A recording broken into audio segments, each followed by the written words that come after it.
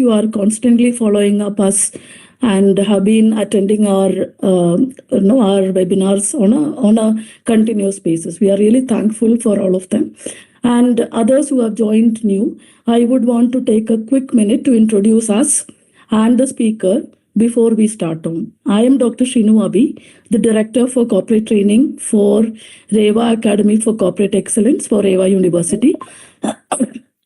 We have been in corporate space for the past 10 years, educating, training, helping working professionals to improve their careers across AI, cybersecurity, and cloud, etc. For the past 10 years. About REVA University, we are a beautiful campus located in North Bangalore and have a beautiful green, one of the cleanest campus in India itself. And we host about 15,000 students in our campus across, say, about 100 plus undergraduation and post-graduation programs. And we want to welcome you all to this campus first. If at all you are not a student of ours, and please do come and visit us. Under REVA University, we have a division called REVA Academy for Corporate Excellence. We call in short as RACE. As I mentioned, we have been in this corporate programs and working professionals and executive education for the past 8+ years, and the areas that which we focus are data science, AI, cybersecurity, cloud technologies, and all our programs are very transformational experience because all are project driven with the latest industry, real-time case studies, labs, tools, ecosystem of a great list of mentors. And the speaker today is a great mentor for us, especially in AI and computer vision. And with that is what we help our participants who come and join our programs, both in masters as well as short-term programs. And we have been consistently doing a lot of outreach and branding events to make sure that you all know us and what kind of programs that which we do. As I mentioned, we customize programs for companies as well as in our master's programs.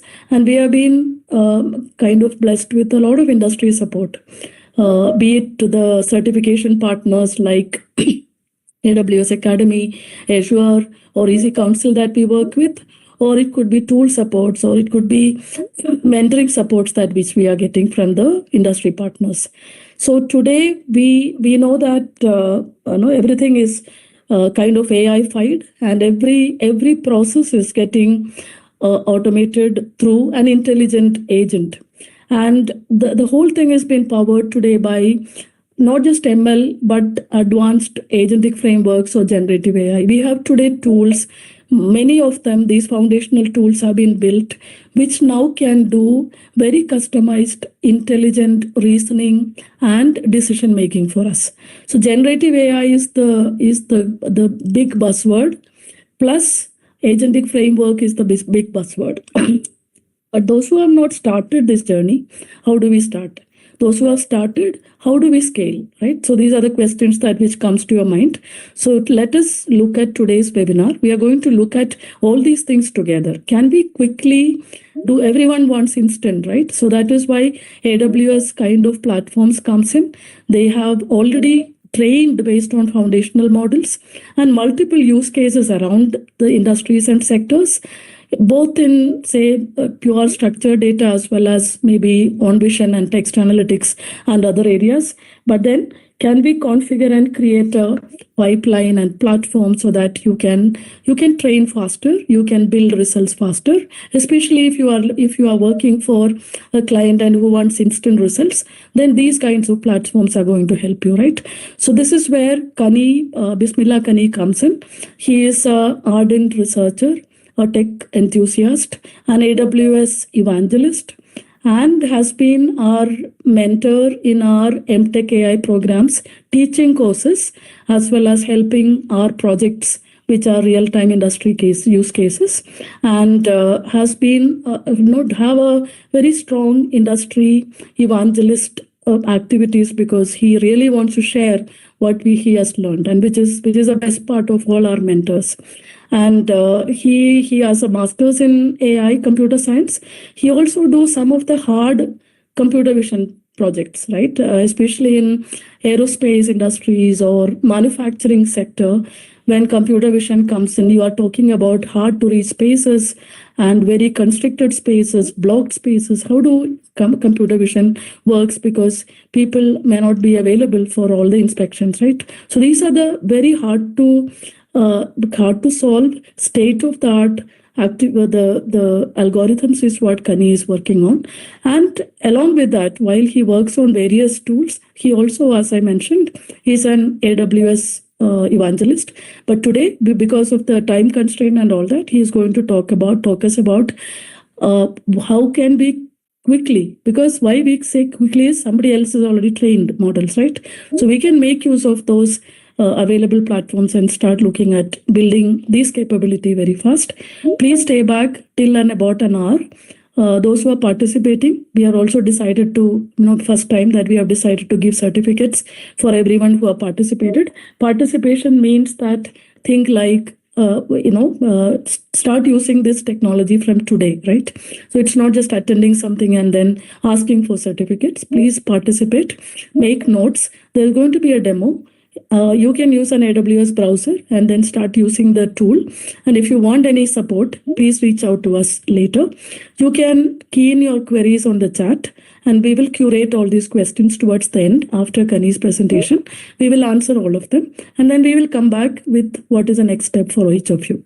So over to you, Kani. Very glad that you are here and we are hopeful that the students and the participants and a mix of working professionals, even faculty who have joined, will we'll have a great experience of simplifying the whole these buzzwords with your session. Thank you. Over to you, Kani. You can share your screen now and start presenting. Yeah. Thank you so much, Dr. Shino, for this wonderful introduction. Let me go ahead and share my screen.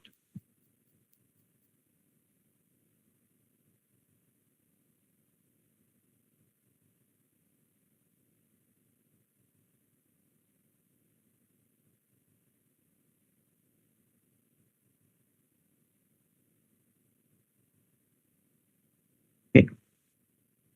Can you please confirm whether my PPT is visible? Yes, yes. Okay, I'll put it into full screen. Yeah, yes. We can put.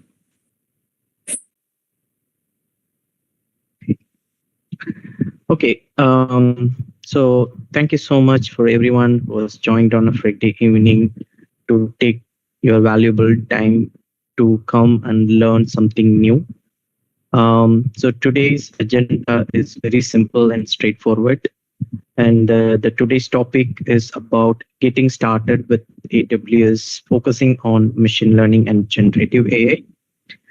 And this session is particularly for the beginners who are getting into the world of AI ML, and also how can we leverage AI ML using cloud technologies. And AWS has been a pioneer in taking and providing different services for AI ML. We will see that one by one today. So today's agenda, we'll look into 5 topics. We'll start with AWS SageMaker, then we will see the AWS SageMaker no-code ML service. Then we will jump into the generative AI space, where AWS Bedrock is basically the generative AI platform from AWS. Then within Bedrock, we will see how can we implement a RAG without writing a single line of code using the knowledge base. And then finally, we will look into the agents framework from AWS. Okay, so there is not much of slides I kept, and there are just only 1 or 2 slides per topic.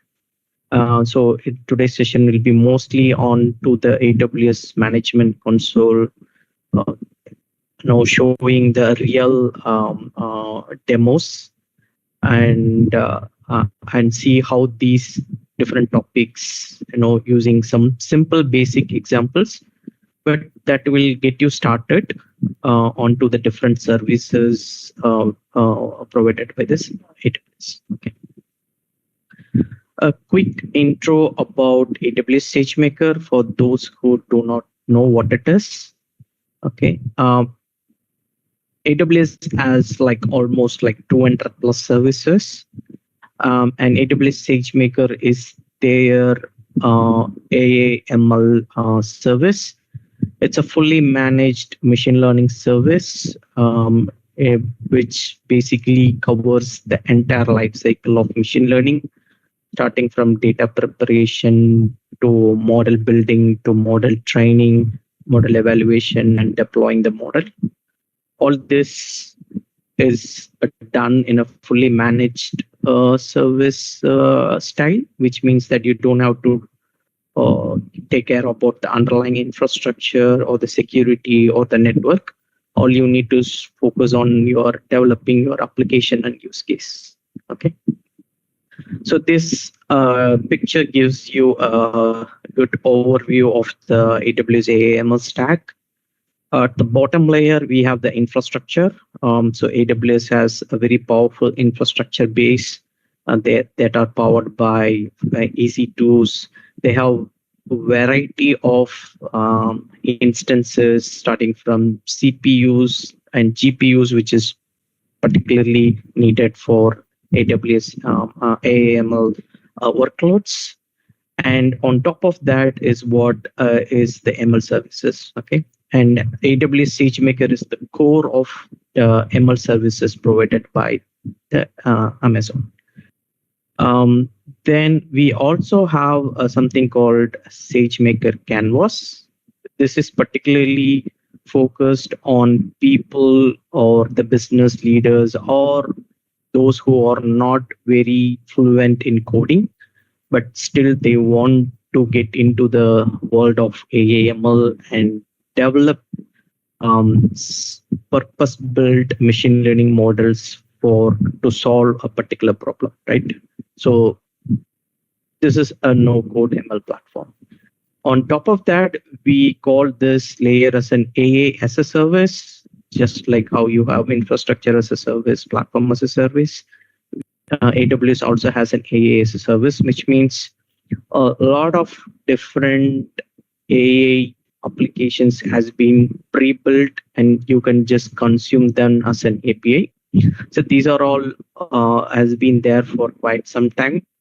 So some of the AI as a services, like you can use Amazon Translate or Amazon Comprehend or Amazon Textrock. These are all some services on the text and NLP sides. We also, on the vision side, we have Amazon Recognitions, which does some object detections and other computer vision use cases. So with that, we can then, that basically gives you an overview of what is AWS SageMaker. Okay. So today I thought, since it has been focused on mainly the beginners, I thought of introducing SageMaker Canvas. SageMaker Canvas is basically the no-code ML platform from AWS SageMaker. It helps to build machine learning models without writing any single line of code with just a few clicks. It uses the AutoML framework. So all you need to do is to bring your data and then start building and creating models without writing any code. Okay. So first we'll start with that demo, and then we will then jump into the generative AI. Okay. So this will give you an idea of how you can use AWS SageMaker for building some machine learning workflow. Okay. So let me go ahead and share my AWS console. Just give me a moment.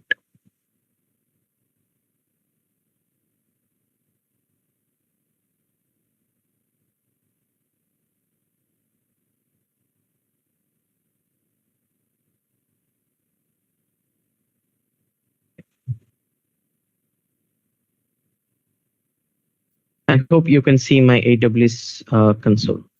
Okay. So this is where we land in when we log in into the AWS. So inside you have different services. So then you have for someone who's completely new to AWS, then you need to if just type in SageMaker, then you get your SageMaker AI. Okay, so then you can just click this, and then it opens in a new tab. And this is basically has all the AAML services and AAML stack that is required to manage your entire machine learning lifecycle. Okay. So today in particular, we will see something called as SageMaker Studio. SageMaker Studio, for those who do not know, it's an unified integrated development environment for all of your machine learning workloads. Okay, and so in order to create a SageMaker Studio, first you need to create a SageMaker domain. And for that, in the left-hand side, you see a lot of different services, right? And in that, you will see something called as domains. So you need to go and click the domains. And if you're new, you first start creating a domain if you do not have any domains yet in your SageMaker account.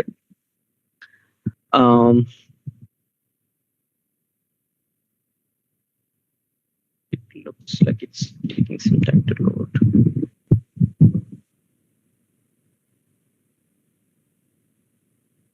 Okay.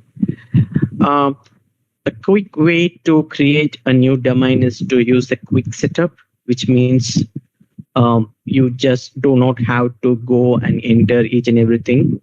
You can just do a setup and then give some names to the domain, and then it creates a domain. Okay. I have already created a domain, so I just go and open that domain and show you what is inside that domain. Okay. So for example, let's say if we have already created a domain, then you can just go into it. And within that, you need to go to the user profiles. And then within that, we created one user, which is called my name. And then in the right-hand side, you will see a launch, right? If you click it, then you will see it can launch Studio, Canvas, and TensorBoard and other different types of applications. So first click Studio, then it will open up Amazon SageMaker Studio, right? Which is an unified IDE environment for all of your machine learning. Let's give a minute for it to open up.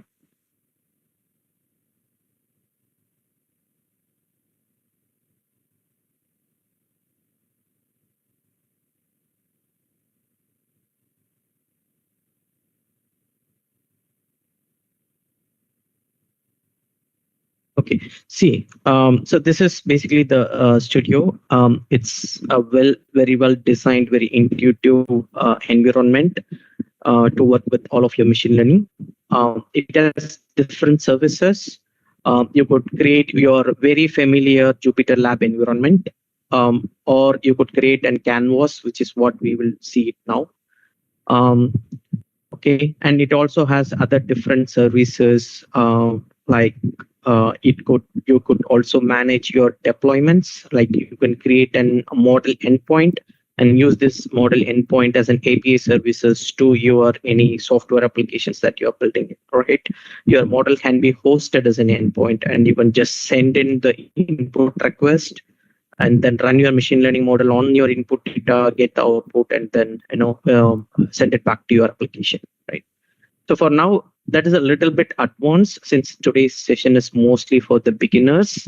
I'm just going to focus on the Canvas, which is the more no-code ML platform from SageMaker. Okay.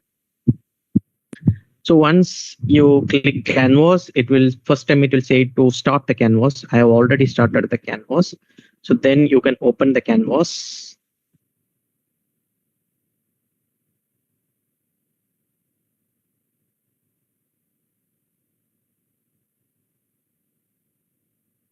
So what we are going to do today is just see what are the capabilities there within SageMaker Canvas for anyone beginning with AWS and machine learning. we'll see a very simple, basic machine learning model. So basically, the use case is that we have some sort of tabular structured data. Okay? And that use case is that, hey, given this data, can you predict whether the customer will buy a certain product or not, right? So in this case, the product is whether you buy a bond, okay, a bank, a bond kind of thing, right? So you have a different columns, and finally there is one target column called whether you buy or not, which is basically yes or no question. Okay. So this is the platform of Canvas. This is completely GUI based. There is no any code to be written. First, we have to start with data wrangler, because in all machine learning, the first step is to set up your data, right? So you could start by importing your data. So in this case, it's a tabular data. The Canvas also supports unstructured data like images. Okay, so let's select a tabular data. Okay, and you can select your source. Canvas supports different sources. It can come directly from your S3, Snowflake, Athena, etc. Databricks. For demo purpose today, we will see how we can upload the data locally from our system. So I'm just going to select a local upload and select the CSV file that I have already downloaded. Okay, this is just a bank marketing CSV data. Once I selected it, it just start importing the data.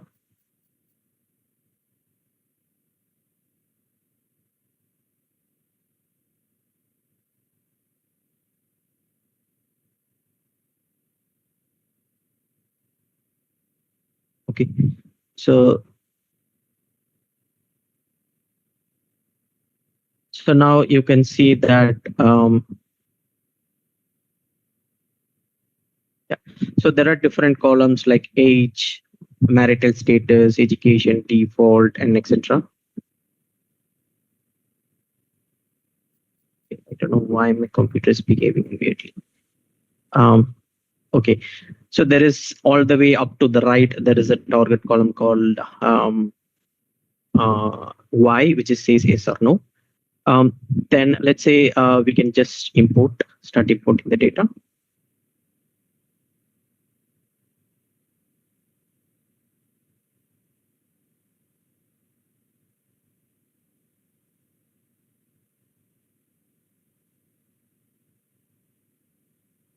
Okay.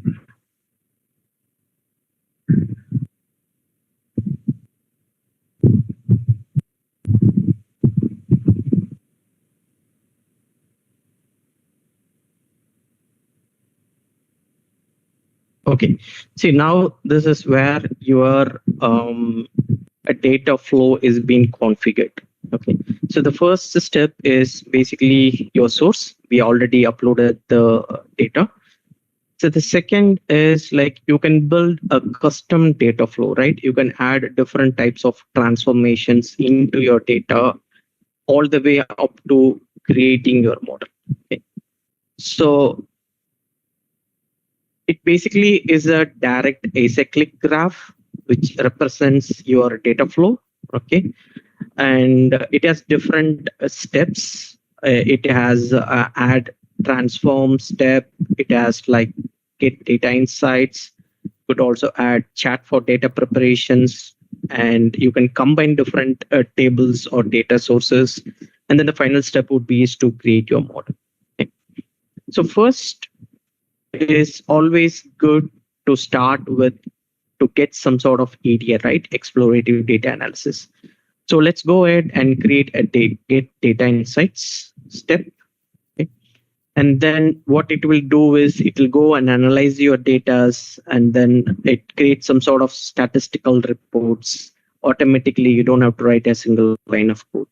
So for demo purpose, I just going to run this data insights on a sample data sets instead of the full data sets so that it's quicker.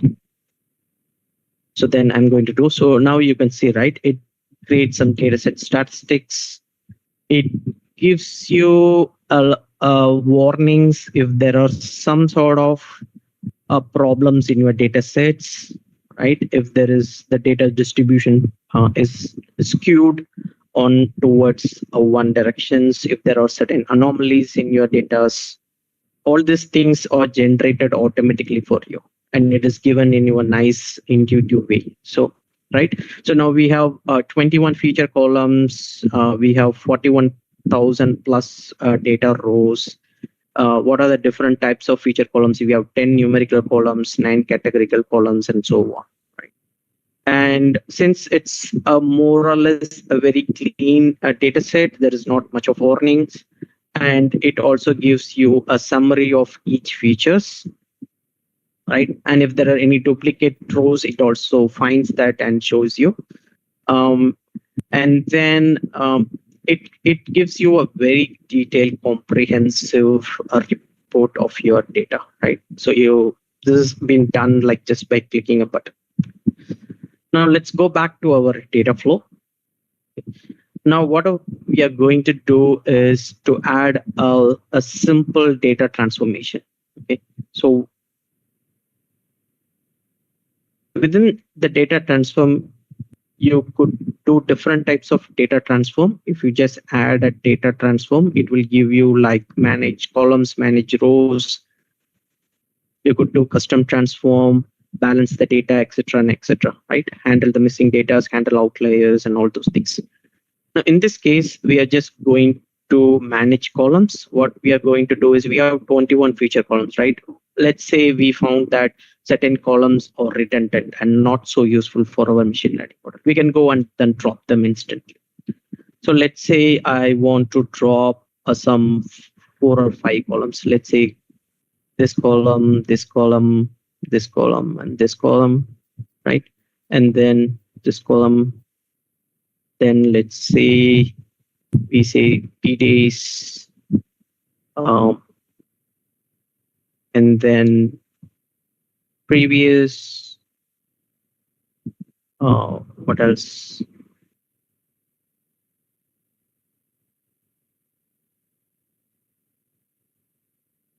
Then let's say we drop it. Okay. So now we selected some couple of columns, and then we say add this transform, which means now the transform is being applied to the data. All the data has been, all the columns which we have selected has been dropped from the data, right? So now what we can do is now we can go and train a model, right? But before that, let's explore what are the different capabilities we can induce. We can add we can actually interact with the data by having some through a chat interface. Okay, so this basically leverages the underlying LLM models. So you could just chat with the data. You can just ask some something like, for example, I already have some example prompt. Let's say I want to plot a box plot of the job with respect to the age, right? So this is a very simple prompt, but you can just imagine that you can just create some very complex prompts in order to do some very in-depth analysis on the data. Okay. So you can just keep interacting and playing with the data through this chat interface. And then if you find something very useful, then you can add that as a step into your data flow. So it is now trying to create a plot. See, it created a plot. Now, if you want to add this as a step, you can add to the analysis. Okay. But for now, let's skip that. We'll just go ahead and create our model. Okay. Now let's come back to the data flow. Now we added one step called data transform. Now let's go and create a model. So this is just a predictive analysis. The Canvas support 3 types of models. One is predictive analysis, text analysis, fine tuning your foundational models. If you select image, then it also supports some image classifications and object detection as well. So now what the user has to do is just select the target column, right? In ours, the target column is Y. So then just export and create the model.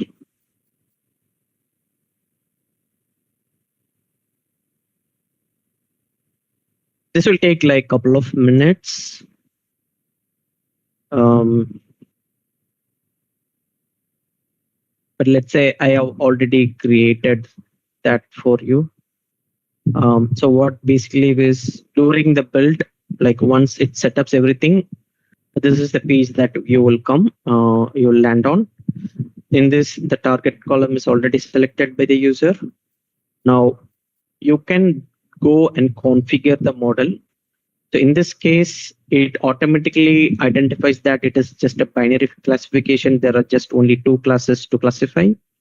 But if there are multiple classes, then you can just go and 3+ category model. And if it is a time series forecasting, you can just go and select that.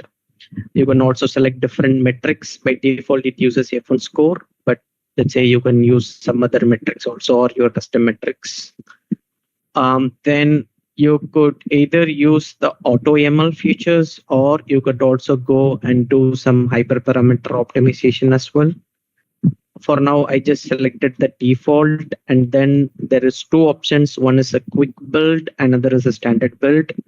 Let me see if this came. Okay, so this came up a little quicker than I expected. So we saw how do we configure the model, and then there is 2 ways. Either you do a quick build or a standard build. Suppose if you're experimenting with the different models, right? You do not know whether this model or the idea that you have will work or not. You're doing some sort of baselining. I think the recommended way is to do a quick build, right? Just train a model on a sample data set and see if it is reaching a certain meaningful performance. Okay. Then if you're confident on your model selections, your feature selections, your accuracy metrics and all your hyperparameters, then you can go and start a full training on your full data set. That is where you do a standard build. So the standard build will take minimum from 30 minutes to up to like 2 hours also, based on your data set size and the model you choose. Okay. So for now, we will just do a quick build, and it will take like 2 minutes to 15 minutes, not 30 minutes or 1 hour. After 2 minutes or so, and this is where you will see where it has trained a quick model, and it has also evaluated the model on the test data set, and it has reported all the metrics and all the insights into your models, starting from the accuracy and F1 score, to know what is the impact of the each feature columns, and some very interesting charts. All this is all generated automatically for you. Okay. Now, this is again a very beautiful chart, sort of a Sankey plot, where you say that, hey, I have 8,236 data points, out of which 6,700 are no, and then 1,532 are yes, which basically is predicted by the model. Now, how this has been mapped to the actual, right? So out of this 6,700, it is like some of them are correct and some of them are incorrect. So all these things are beautifully shown you as a plot for you. It's a kind of a confusion matrix, but in a different format. You could also go and see some advanced metrics and confusion matrix, precision recall curve. Everything is being generated automatically for you. Okay, you don't have to write a single line of code. And then once you train a model, if you're satisfied with your model, you could also go and do the predict. So everything is organized structurally, right? So you could do a batch predictions. You could either, like, for example, I already trained a model. Now I want to, I have some holdout data set, okay, which I want to use to validate this model, which I have already uploaded as bank data set predict. then I can just go and ask to generate predictions for this data set, right? So it then starts generating predictions for it. You could do that. You could also go ahead and deploy this model as an endpoint, right?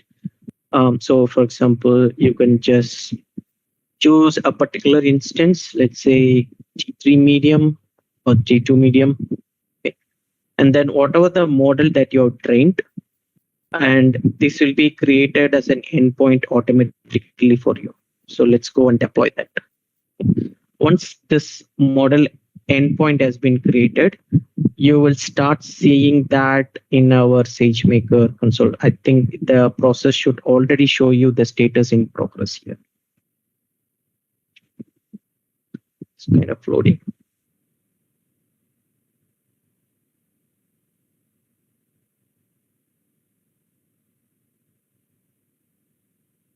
Right, you can see, right, the canvas endpoint is already started creating.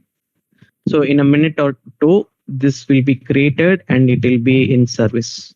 So then you can just hit this endpoint and invoke this endpoint using input data and get output. Okay. So that basically completes the complete end-to-end from data preparation to data exploration, data transformations, and up to like creating a model, analyzing your model, and also deploying the model, right? We did everything within SageMaker Canvas without writing any single line of code. Okay. It also gives you features to manage MLOps, the machine learning lifecycle. So you can version your model, you can create different versions of the models, right? You can use model registry to basically track and version your models. See, now the model is already being created for you, right? So now you can either go and update the configurations, or even create a different versions of these models. Everything can be managed within this MLOps section. All right, so that's basically my first demo. Then let me just go ahead and share my PPT once again.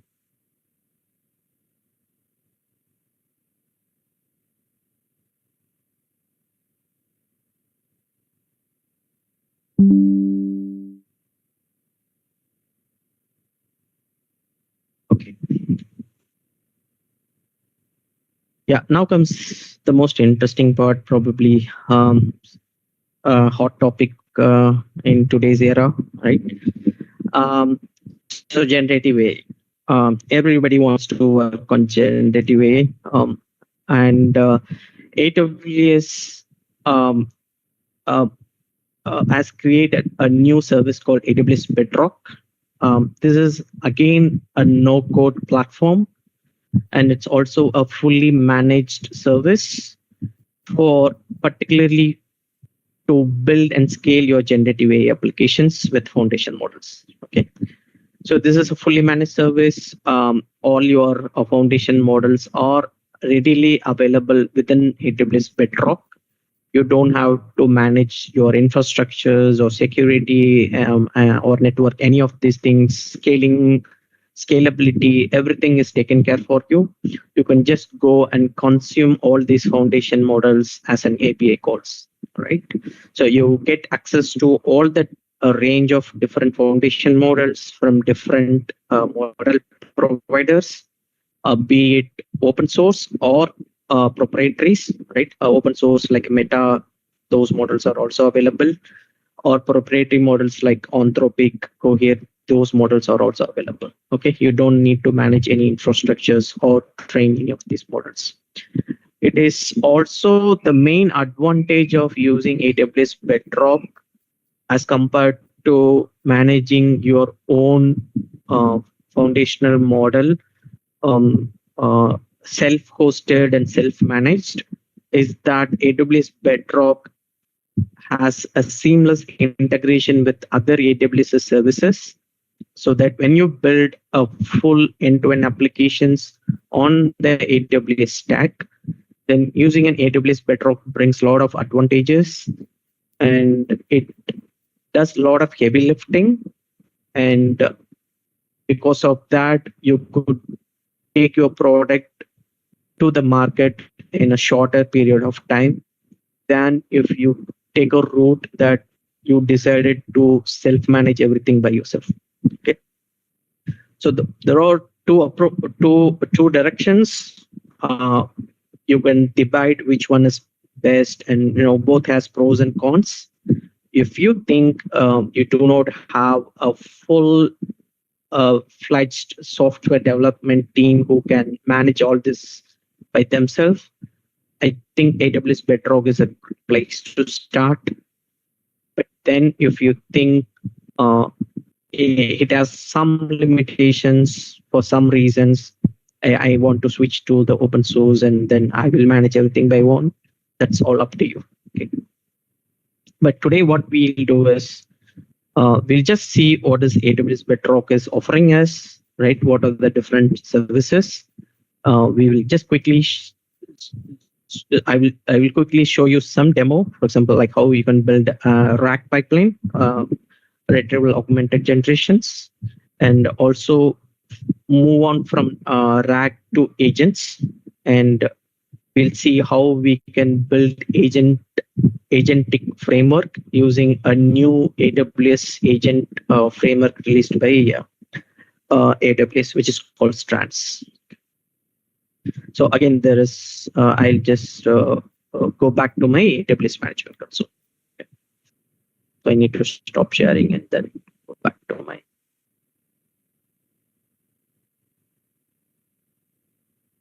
Okay.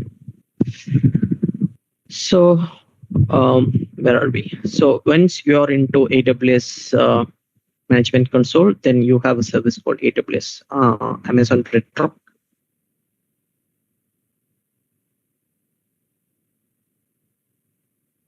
Okay. So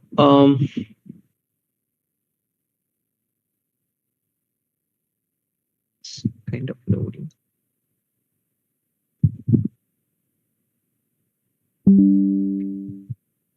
A quick tour. So you can see that it has different sections, right? So first thing is like the foundation model. Once you are into Amazon Bedrock, the first thing that you need to do is to ensure that you have access to the models that you needed to build your application. Okay. For that, you need to go to all the way down. There is something called model access. So then you go here. Initially, you might not have access to the different models. So currently, as you can see, I have access to the different models. So in case if you do not have, then you click modify model access, and then you select which model you need, then submit a modification request. Okay. For example, I'll just give you a quick demo. Let's say I want Titan image generated G1, right? I just click this model. Currently, I do not have access to that. So then I go and click next and then submit request. Okay. So depending on the model provider, it might take either maybe in a minute or two. If it is from Amazon, I think it will do it instantly.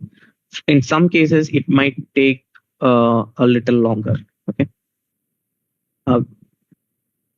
Okay, so the first step is to ensure that you have model access. Now, what we do is, if you're completely new, if you want to get an experience of this foundational models, you would go to the playgrounds. Then it has a chat interface. You could just select some models. For example, if you want to compare and select some models, right? You have like plethora of models. You sometimes get confused which model is good for my use case. This playground might be a good experimental place that you can prompt these different models for your particular use case and see which one is giving a better response, and then you can just stick to that model. Okay. So for that, you can select let's say Sonnet version 2, and then that's all. Like you can add system prompts, you can play with the different parameters like temperature, top P and top K. Okay.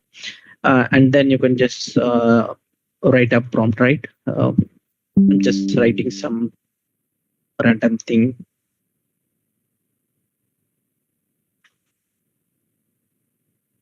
And then it just gives you a response similar to any other chat interface that we are currently using.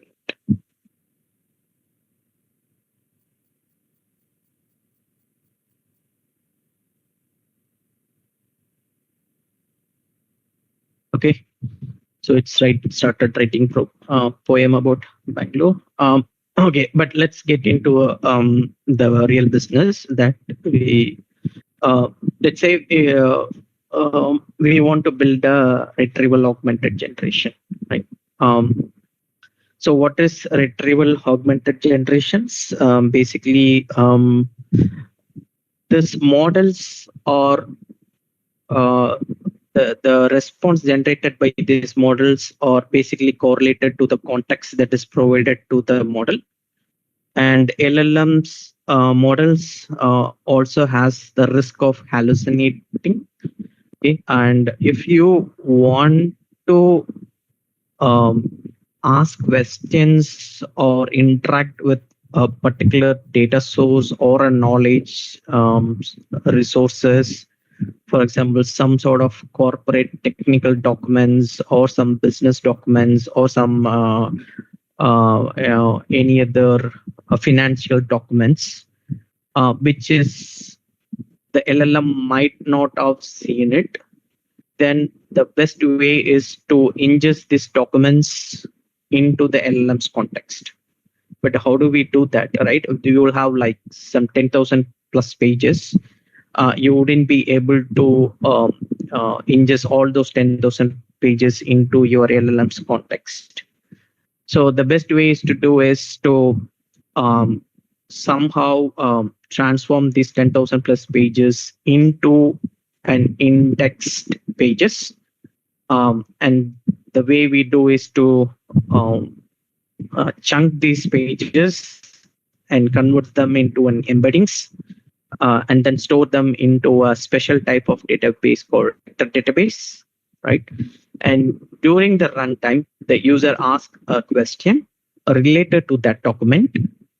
Then the retriever, what it does is converts this user query into another embedding, and then use this embeddings to do a similarity search among those vector database embeddings, and then finds the relevant content which matches to the user queries, and take those content and then add that as an context to the user prompt. Okay, and then send this user prompt along with this context to the LLM, and then the LLM understands the context where the LLM should answer the question.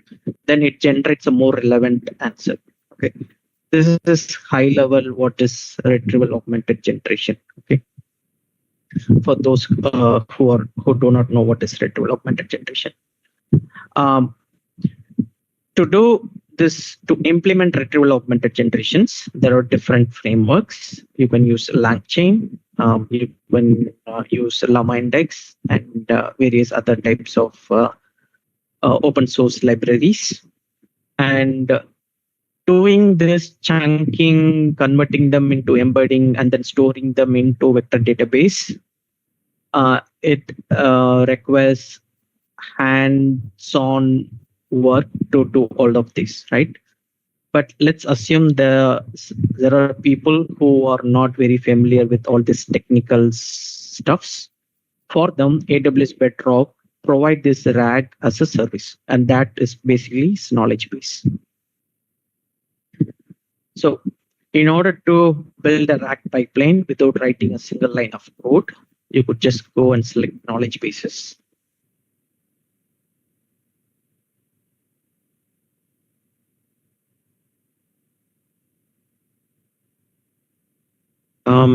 So within this, you can just go and create a knowledge base. So it says whether you want to create knowledge base with vector. So everything from creating the vector database and managing the infrastructure needed to host the vector database, and everything is taken care by this knowledge base. We just give some name, create and use a new service role. So it also needs an IAM role that needs to be attached to this knowledge base. And it also needs a certain permissions, for example, access to the AWS S3, access to the vector database that you create. So you could also choose your data source. In this case, we upload some couple of documents to Amazon S3. That is where our data source will be. Yeah, pretty much the default options, and then click next. Then it asks which S3 I should look for the PDF documents. So I have already uploaded the PDF documents into S3 called Llama. Okay, let's select that S3. So if I show you, so these are the 4 PDFs that I have already uploaded. Okay. So we will be answering questions within this 4 PDFs. So then it asks for a default parser. Then you can also configure the chunking strategies. Let's use some fixed chunking. Let's use token size of 512. Then just click next. Okay. So here also you could either use an existing vector store, or the knowledge base itself will take care of creating a new vector store for you. So under the hood, what it does is it creates an Amazon OpenSearch serverless as a vector database for us. Then let's click next. And then it asks for a embedding model. Okay. So let's select Titan Text Embedding version 2.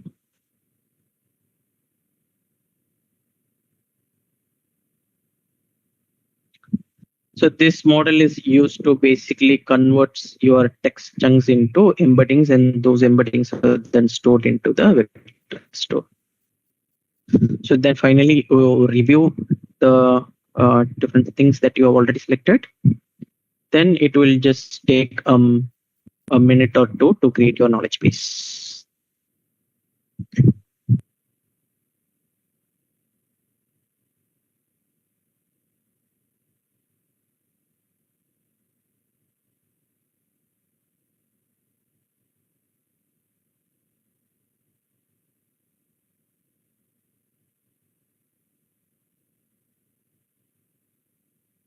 So it started creating. I think it will take a minute or two. So meanwhile, I'll just go back to the slide and cover the rest of the slides. And once we come back, I'll just show how to use this knowledge base. Okay. Let me just share my slide again once.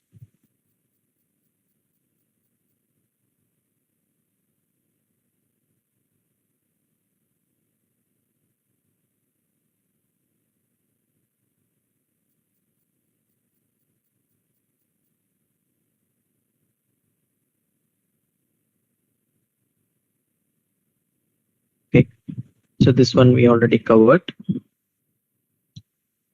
So the final topic for today is agents.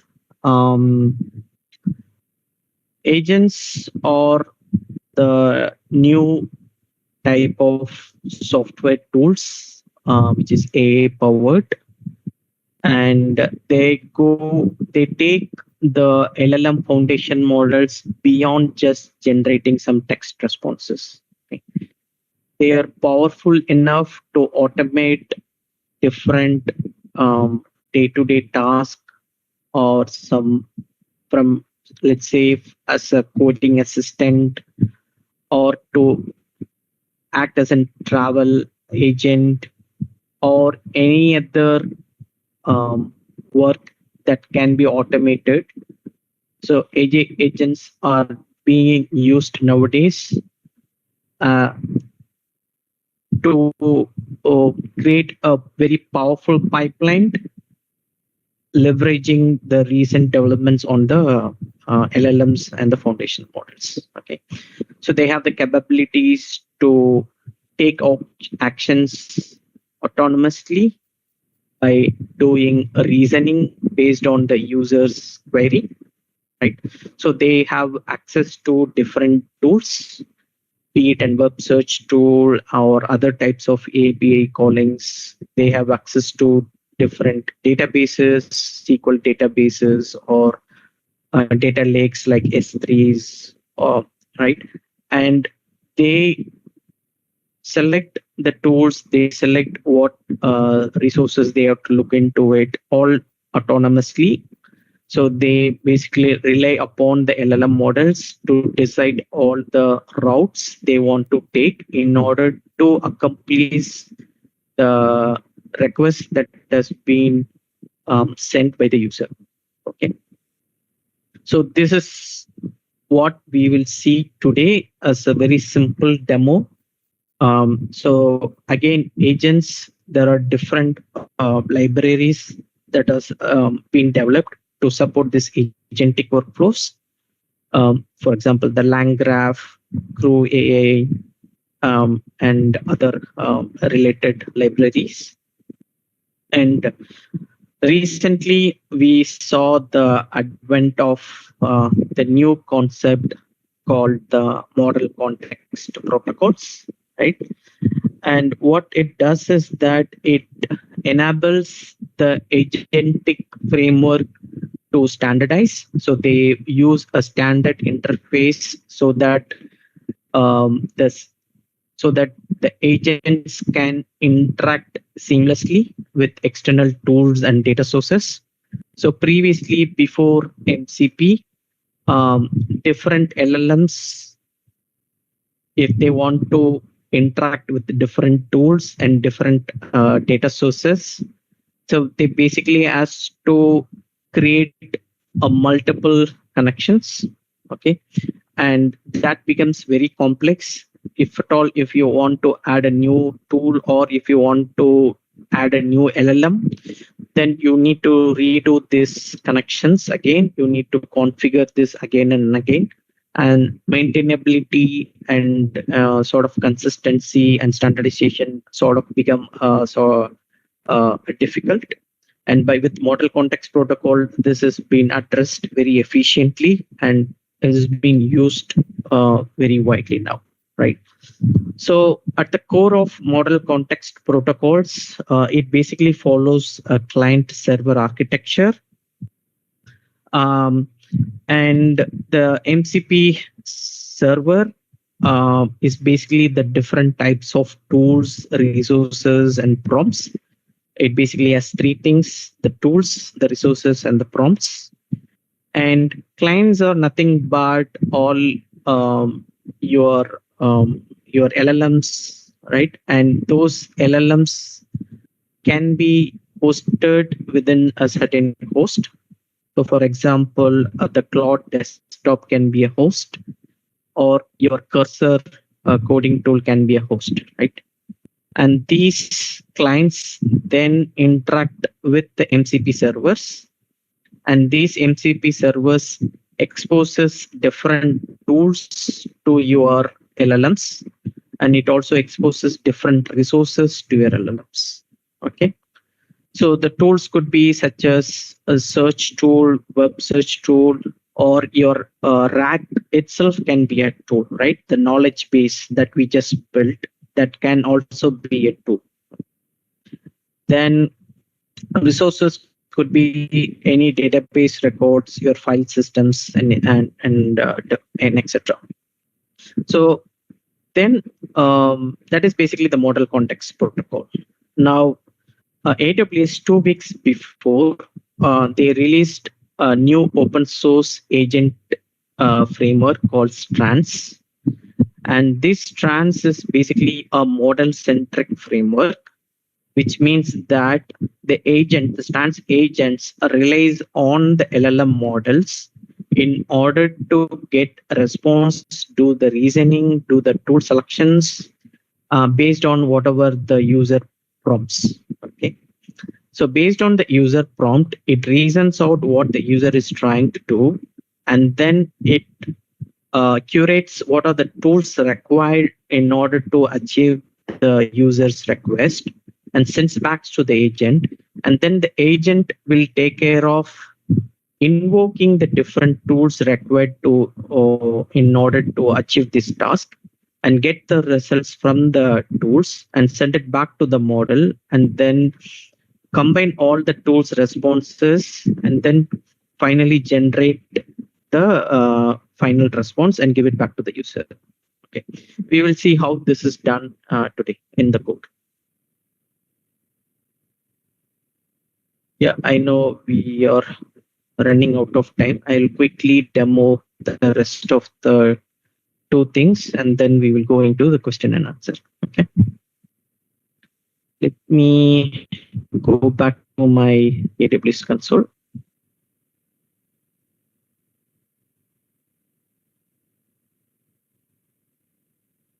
Okay. See, currently the knowledge base is run without any error. Now, suppose if you want to use this knowledge base, right? Then what you can do is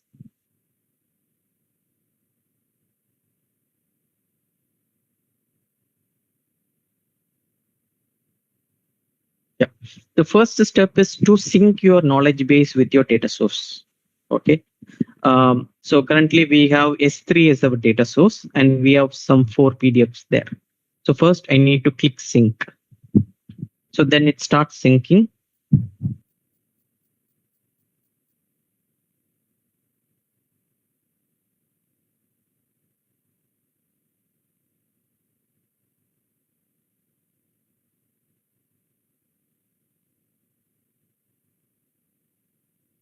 And then we can start asking questions.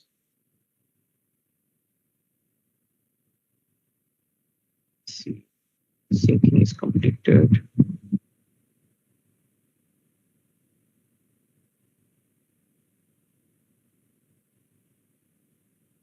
Okay. So now you can see the syncing is completed. Then I should be able to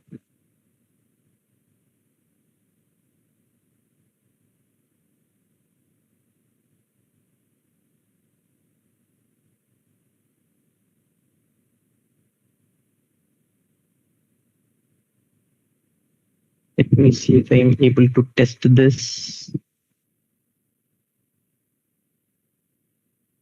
Yeah. So for testing it, I can then select a model. Let's say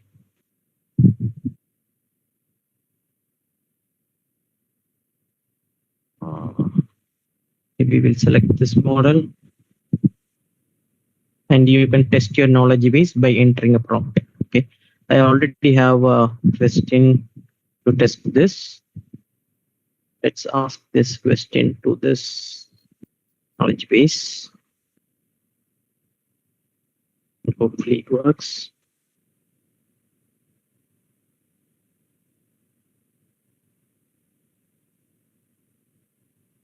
So basically it's running the RAG pipeline behind it.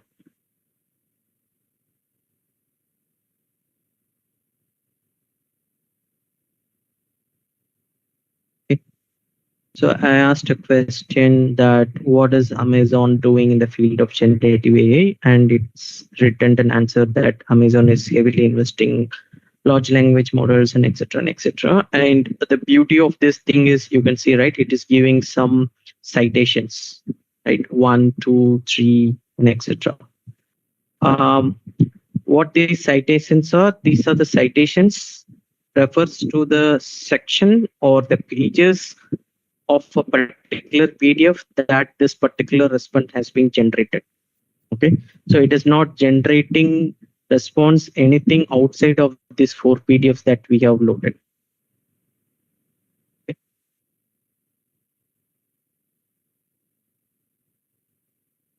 Mm.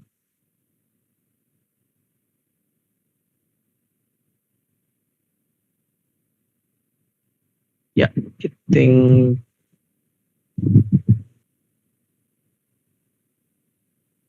that's how it works. Let me just go back to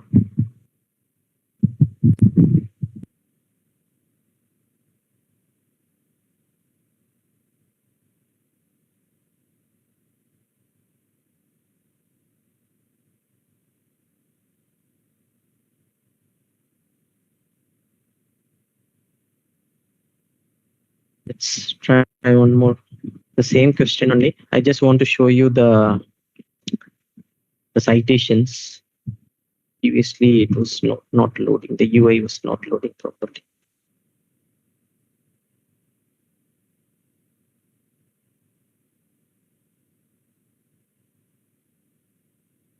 Yeah.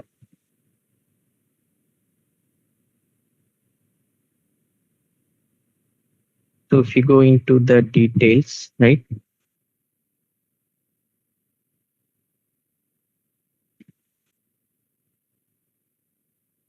So it shows you the source chunk where this particular response has been generated. Okay. So it gives you a complete traceability, right? All those 1, 2, 3, 4, they are all basically the chunks where this particular response has been referred to. Okay. So that's a demo for knowledge base. Now let's quickly look into strands agents. Okay. So strands agents are basically was released like 2 weeks back. Okay, introducing strands agents. So AWS was managing this agentic framework in different ways. I think they were kind of experimenting it. For example, within Amazon Bedrock also, you have something called agents. You can see here, right? So here also you can go and configure your agents. I had a demo around it, but I think with being time conscious, I'm just skipping that. So here also you can go and create your agents, and you can just build some agentic workflows around it. But 2 weeks back, they introduced something very interesting, which is called Strands agents. And this is an open source agentic framework or Python SDK. And Amazon has been internally using this Strands agents for their own agentic workflows. So you can use these agents to interact with your LLM models and tools. And this is how it works, that it basically relies on the model to reason out what to do for this particular request from the user. And then it also has access to different tools, and the model selects what tool is most appropriate to in order to achieve this particular task that has been requested with the user. And then the agent executes that rules, gets the result, and then gives the result back to the LLM. And then LLM consolidate all the results from the tools and other sources, and then generates a final response, right? We'll see how this works. And this is basically the Strands agent SDK. Getting started is very easy. You just have to do pip install Strands agents, and then you just create agent, and then it will create an agentic workflow. Okay. How do we do that? Let's go and see the code. Now, I just built a very basic agent using AWS Strands agents. So what I've done in this code is, let me just zoom in a little bit. From Strands, I imported agent and the tool. Okay. And Strands tools, I imported an inbuilt tools, for example, the calculator tool, current time tool, and then the Python coding tool. Okay. And these are the inbuilt tools. Now you could also go and create a custom tool. For example, I just want to have a letter counter where I have a word and then I want to count a letter within this word, right? It counts the occurrence of a specific letter in a word. This is my very simple function. Then I can convert this Python function into a tool just by adding an decorator called add tool, right? Then you can use this within your agent. So you can just instantiate an agent and then you can tell, hey, these are the list of tools that you have access to. Yeah, you have access to calculator, you have access to the time, you have access to the Python coder, and then also the custom tool we just created. Then if I have a 4 request, send one after another, right? I just ask first, what is the time right now? Then I ask, calculate this. Then I ask, tell me how many letter R is in the word strawberry. Then I say, write me a Python script. Everything goes one after another. Now, if I run this code, then you will know how this stance agent is working in real. Right? So it says, okay, you have 4 requests. I'll help you with all the 4 requests. The first one is the current time.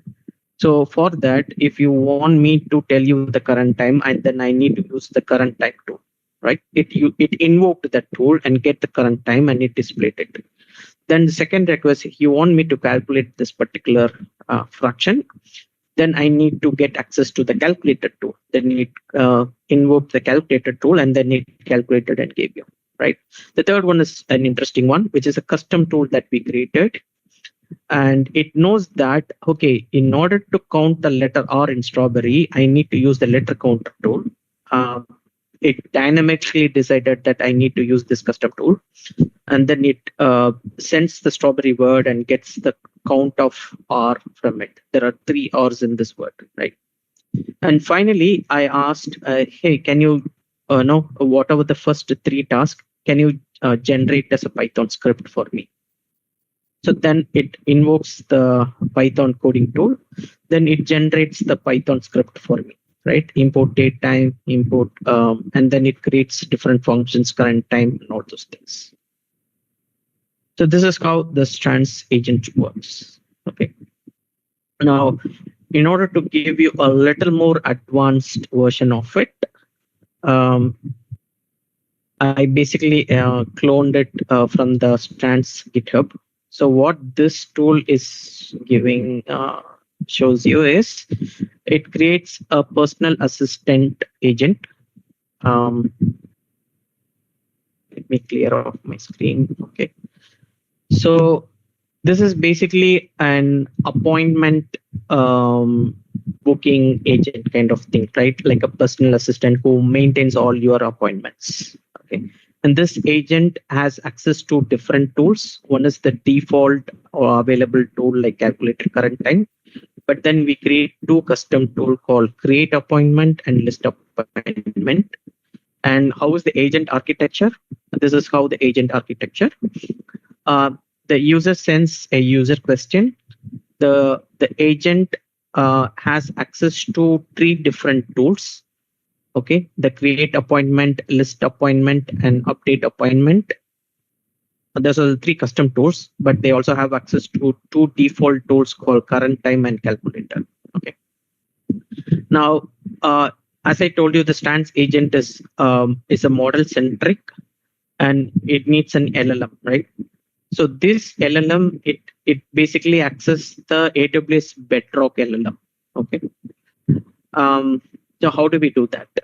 So first we set up all the libraries needed. We particularly needed the stance and stance agents library. Then we import the agent and tool. For the stance models, we import Bedrock model. And we create a custom tool called create appointment. I will not go into the details of it. Basically what it does is when you call this tool, it just creates an appointment with unique ID, date, location, title, and description. Okay. And then it stores into some SQL-like database. I just created this Python function into a tool just by using a decorator. So this is one way. another way is you could convert these tools into a Python files, and then you could import this as an tools, right? So what I have done here is, right? So I have created list appointments.py and update appointments.py. Okay, so these are like converted into tools by using the decorator. Now, what you can do is you can import those two tools as in list appointment and update appointment. Then you can create an agent. So for creating an agent, you can create a system prompt. You can tell like you are a helpful personal assistant that specializes in managing the appointments. Then you have access to different tools. Then you just tell no what the agent has to do. And then the agent underlying model is basically a Bedrock model. We say that he use Anthropic's Claude 3718 and then define some other extra parameters. Okay. Now, in order to define your agent, you need the model. Here in this case, it's a Bedrock model. We already defined the system prompt. And then these are the list of tools that it has access to it. Now, if I invoke this model, so then it knows that it needs to use calculator, then it gives you the answer, right? Then you can also get all the traces that what these agents went through it. What are the different steps it took in order to achieve or that particular task requested by the user. So here we are using a particular request by the user to book an appointment. Okay, so then it understood that, hey, I need to use the create appointment tool. Then it created that appointment and it stored it. Now the user again asked, hey, can you update the same appointment? So then it called the update appointment tool. Then it updated the appointment. Okay, so this is how the agentic workflows goes on.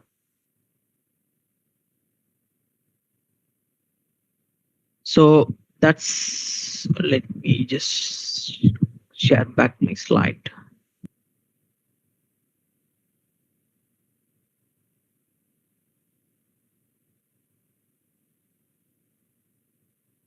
Okay. Yeah, we have covered every topic for today. So we started with AWS SageMaker.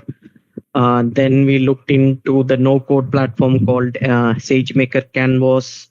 We looked into a basic example of how you can build a complete machine learning pipeline from data preparation to model training to deployment without writing any single line of code.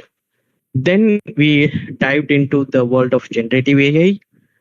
We started with the AWS Generative AI service, which is AWS Bedrock. We saw how we can build a RAG pipeline using AWS Bedrock knowledge base. Then we looked into the agents. We understood what are agents, what are the different agent technologies that are upcoming. We particularly saw two types of agent technologies, which is model context protocol. And inspired from model context protocol, AWS has come up with a new agent framework called Strands Agents just 2 weeks back. We saw that as a concept, how it works. And we also saw a code demo of how you can build an agentic AI using Strands Agents. Okay. So with that, I wrap up my today's presentations, and thank you so much for your attention so far. And we can address any questions you have. Thank you so much. Thank you, Mr. Kani. My throat is again still bad. I think the first set of questions is around when do you move from a Python notebook to this kind of configurable ML platforms is the first set of questions. Is it how cost effective it is? How dependable is it? All that they want to know. When to move from an Python notebook based training to these kind of AWS or any other cloud platform which are configurable. Yeah. So these sort of platforms are mainly for two purposes, I believe. One, those who are not very familiar with coding, for business leaders and other non-technical persons, but still they have a purpose to build a machine learning workloads, then this is a very useful tool for them. So they have the data, but they do not have a data science team who can go and code and build this model and train that model. For them, it is useful. Second, it can be used as a quick prototyping tool, right? So you have a particular machine learning problem. You have some data set. Now, as you all know and agree that machine learning is a very empirical area, we do not know what would be the right solution in the right first attempt, right? It might take several iterations. So this can be used as a quick prototype tool where all of the battle tested machine learning algorithms has already been implemented and optimized within this canvas.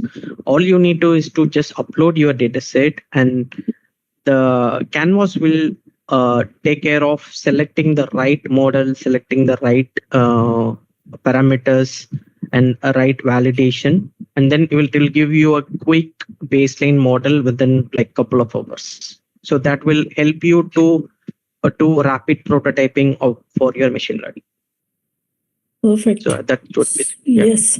But in terms of costing, when you start uploading your data sets and especially the images and all that, is there a cost factor, or can, as an individual, can spin out models without incurring any cost? Like you, how are you managing the cost? Yes, there is a cost involved in it. That might be a catch. So it is not free. Although at the beginning, there might be some free credits that you can use to experiment with, but it incurs a certain cost. Yeah. Okay. Given, if you can give a ballpark figure, approximately, if you have to do all that exercise, say use foundation models, use this kind of stride agents, is there a different tiered approach for an individual? Companies, if companies paying, but this is for training purpose. Yeah. So those costs are basically you can get from this one. So if it is a machine learning model and it does not require a GPU, if you could just a lightweight model that can be trained on some CPU, let's say approximate cost will be like a $0.5 per hour. And if it is like can be trained in couple of hours, then it would be maximum $2 to $3, right?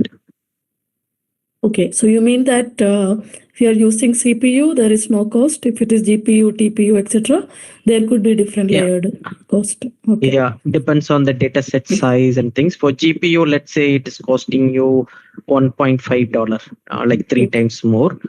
Then based on like how many hours the training takes, that many hours you can calculate. Okay. Kiran's question about no-code model development compared to traditional MLDL approach.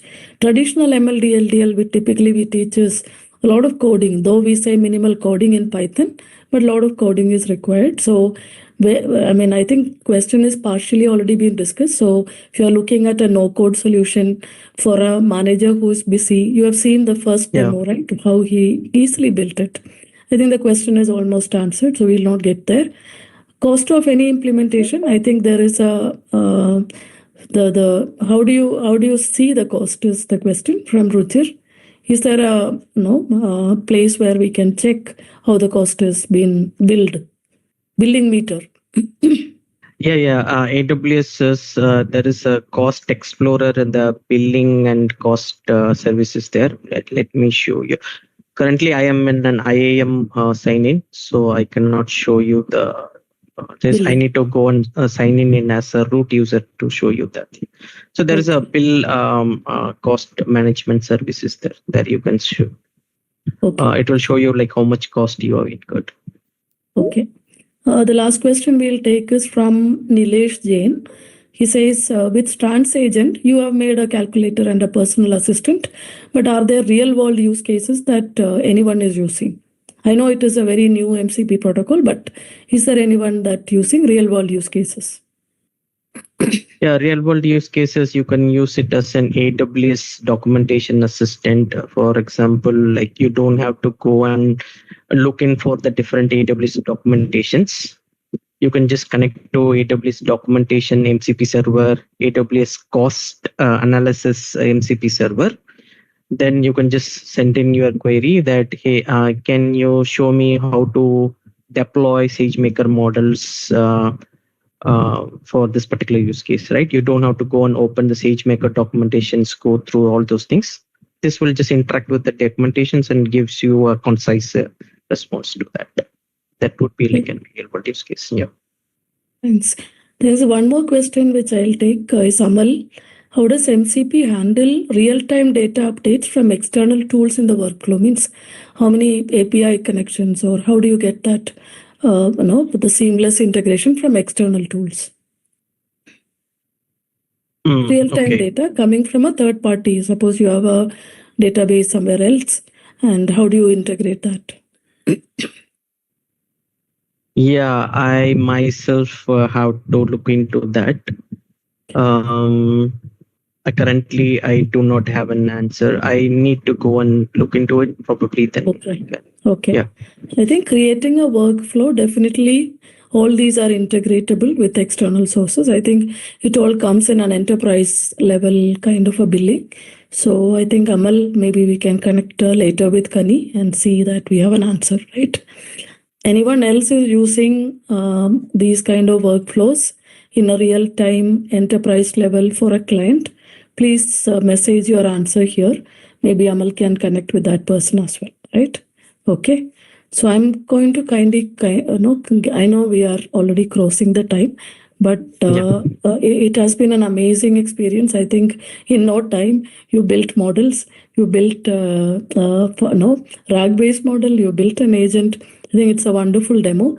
We are not very sure how many of you really understood the depth or the context at which we are looking. So what we suggest to all of you is that keep your queries coming to us. We are here to have a dialogue. We may or may not have all the answers, but we are also in the learning process, right? So please keep your things coming. And I would take a minute that what we do here is, like Dr. Professor Kani is with us as a mentor, he would spend more time with our professionals who are participating in our program, and then we would help them to come out with a real-time project. So we have 300 plus projects which we are going on. Some of them are on AWS, Azure, some of them are on multi-cloud platforms, but most of them are now creating agentic framework for some of the use cases for their organizations. So please do look at us and meet us in terms of the programs. Some of my slides are jumping. So we say we are very holistic, very techno-functional, very hands-on programs that which we deliver. We across these 4 masters that which we have, especially you must look at MTech or MSc in AI, where these technologies, these tools, these ecosystems and GenAI kind of modules are part of it, along with business analytics. When we say that when AI meet business, right, that's where analytics program would know. So this is for business leaders who wants to do a low code, no code solution. So in business analytics, we will have more such use cases. Whereas in AI, we will have much more Python or more non-proprietary the programming languages, right? So we also do a lot of customized programs. Please look at us in terms of if you are a decision maker attending this presentation, we can customize a program which is much more in depth, but use case driven, project driven programs that which we can look at. Please also look at, as we mentioned, we have a master's program which is called AI. And if you see the programs here, so we have deep learning, AI, computer vision, and NLP, speech, all getting into a GenAI module, right? Plus some of the Azure and AWS, the tools that which will come in. Our participants' profiles are very varied, interesting, and our mentors' profiles are also very, very, very strong. They are all industry leaders who work with clients and who have been delivering and deploying projects across sectors and domains, along with our participants. So you learn from your peers, you learn from your mentors, and you learn from an ecosystem which is very, very realistic, right? It is not theoretical at all, which is not a typical university program at all. It is more industry driven, created and customized for industry participants. And we proudly say that whoever is going through our programs get amazing ROI in terms of is it a salary package increment or a role improvement, or getting more exposure to a series of projects and tools and mentors here, right? So please do look at our programs, and we hope that you will connect with us. Some numbers are here, so please do connect with us. We would be happy to address your queries, and do walk in. We have a beautiful campus, as you see some of the glimpses here. Please do walk in, and you may meet Professor Kani and so many of our professors who are from industry, and we can have a dialogue. Okay. So with that, I know it is past 8 o'clock, but we really, really thank you for spending your time in learning, because what we do after our office hours, right? What we do after, let me repeat, what we do after our office hours, that means say 5 o'clock, 6 o'clock, that will determine your career. That is the investment that you will do it for your future. If you are very operationally bounded by your job and then you want to relax and all that, you can relax. But then the technology is coming in a sweeping way, and you will be swept away from your jobs and careers. So please spend at least 1 or 2 hours other than your regular chores, family chores, on learning, right? And race is the right place, because we say we are weekends, we are when you are not working, that's where you can connect with us for learning, right? So thank you so much. Thanks, Professor Kani, amazing. And we are so glad that you so clearly, so simply you put the demo, and hoping to meet all of you again at the campus. Thank you. And also maybe next webinar. Thank you. Thank you, everyone.